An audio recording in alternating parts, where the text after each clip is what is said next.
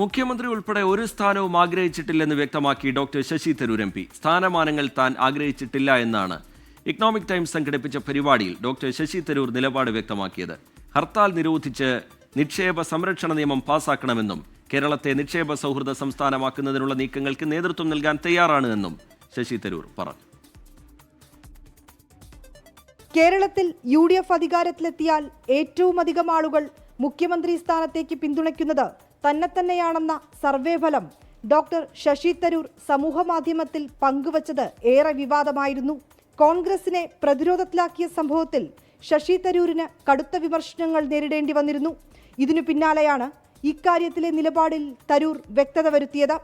കേരളത്തിന്റെ മുഖ്യമന്ത്രിയാകാൻ താൽപ്പര്യമുണ്ടോ എന്ന ചോദ്യത്തിന് ഒരിക്കലും ഒരു സ്ഥാനവും താൻ ആഗ്രഹിച്ചിട്ടില്ലെന്ന് തരൂരിന്റെ മറുപടി. Absolutely never sought after any position in my entire career. Every job I have held from my UN days onwards, people have sought me out and said, we need you for this, and I have served. That's basically been the way it's been. I don't think there's a single person on this planet who can turn around and say that Shashi asked for something or did something. Congress അധ്യക്ഷ സ്ഥാനത്തേക്ക് താൻ തന്നെയാണ് തന്റെ പേര് മുന്നോട്ട് വച്ചതെന്നും പലരും ആവശ്യപ്പെട്ടതനുസരിച്ചായിരുന്നു അതെന്നും തരൂർ.